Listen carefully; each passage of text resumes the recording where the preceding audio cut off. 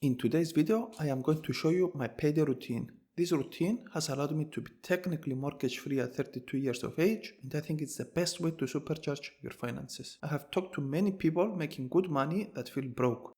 They hear comments like, I just got paid, where did all my money go? Well, how can that be? The answer to this is because they do not have a payday routine. Instead, they are constantly paying catch up, have no system, and feel broke. I am sure a lot of you watching this feel the same way, so in today's video I'm going to explain how a simple system, the exact system I use, can transform this feeling about money. If you are new here, my name is Tasos, I am a CFA charter holder. On this channel I share my personal finance and investing journey, and my goal is to help one person at a time with their financial journey. As always, before we jump into the video, a few disclaimers. This and all my videos are for educational purposes only and should not be taken as financial advice. If you invest, the value of your investments can go up as well as down. When investing, your capital is at risk. Nothing shared in this video is investment recommendation, and please do your own research before you take any financial decisions. So let's jump straight into the video. Let's start with a controversial one. If you are serious about your relationship or you are married, combine your finances. Why? Because being aligned on your financial goals and having a larger sum of money working to get you to the same destination is a massive advantage. A lot of you might disagree, but studies have found that financial problems are in the top 5 causes of divorces. If your spending habits or financial goals are different, this will cause a lot of friction at some point in time. Have this conversation early on, be honest with each other, and if you are serious about your relationship, align on where you are going financially. I've done this a long time ago, and it made a massive difference both financially and in our relationship. Once you had this conversation, open a joint account and figure out what percentage of your salaries will be fitting this account. We went with a percentage as we have different salaries, which meant fixed amounts would not work. We figured out what money we wanted to spend separately, percentage-wise, and the rest goes into our joint account. The percentage number is the same for both of us, and in our case is 95%. The other 5% of our money goes into our personal accounts and we do whatever we want with it. Obviously, the higher the percentage that fits the joint account, the more impact this joint account can have. Before explaining on what happens from the joint account, you need to establish your starting point. I have talked about this in a different video previously, but it's very important, so I'll say this again. Until you know where your starting point is, how do you know where you want to be? You need to understand what your incomes are, your living expenses, your assets and liabilities. Why?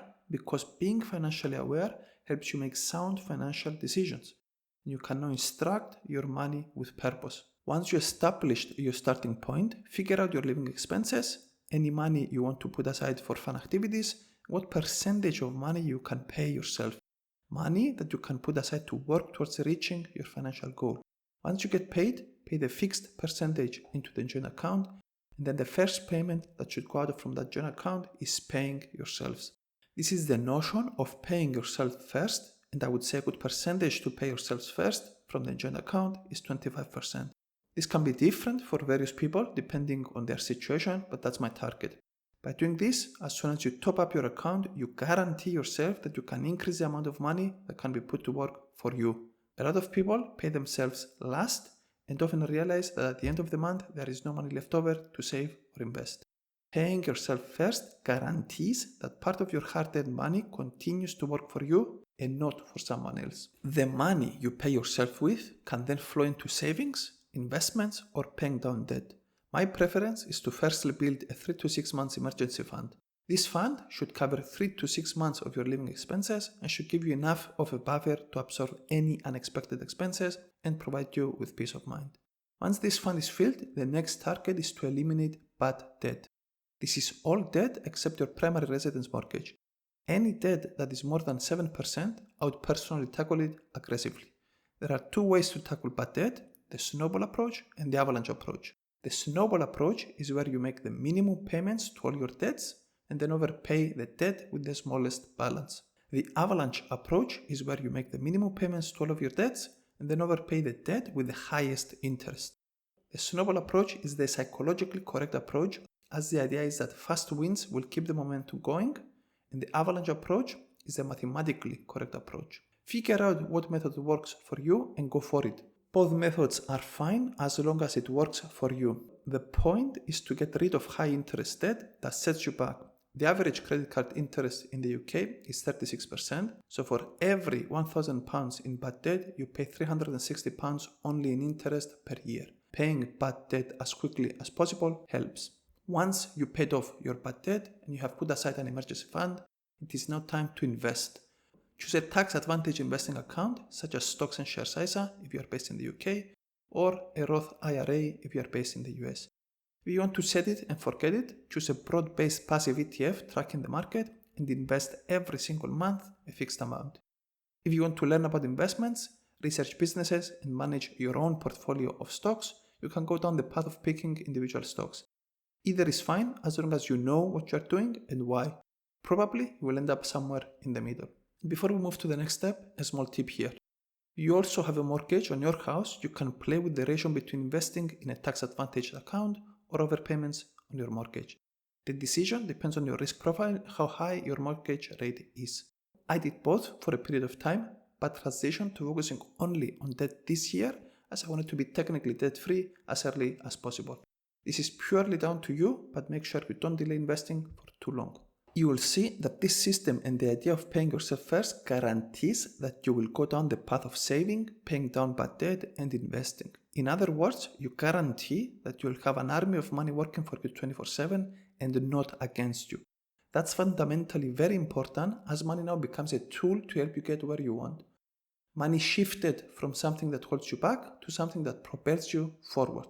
Paying yourself first is crucial to set you on the right path. The next step is paying your living expenses. There is no science here other than making sure you can automate as much of these payments as possible. There is no benefit for you to manually pay a recurring expense on a monthly basis, so set up a system to save yourself time and effort. I also like the idea of big bills coming out around the same time. I have childcare costs, mortgage, utility, and council tax come out in the same week. This is around 70% of my living expenses, which means after these costs are paid, I have a pretty good idea of what remaining expenses will be, and as a result, I can plan more accurately. Last step is make sure you put some money aside for fun activities. This can be anything that you enjoy. It might be setting up a fund for traveling, eating out, going to a concert, or anything else that you enjoy doing. It is important that the systems we put in place allow us to progress towards our financial goals, but at the same time, it is as important to build the habit to set some money aside to have fun and enjoy life. It's a muscle that we need to build early on in order to ensure we enjoy all stages of our life. To summarize the payday routine, these are the 5 steps. 1. Combine finances. 2. Know your starting point. 3. Pay yourself first and decide what you are doing with that money. 4. Pay living expenses and automate what you can. And 5. Remember to put some money aside to have some fun. This is the system I use to allocate my money on Payday, so I hope you found this useful. Thank you so much for watching and see you in the next one.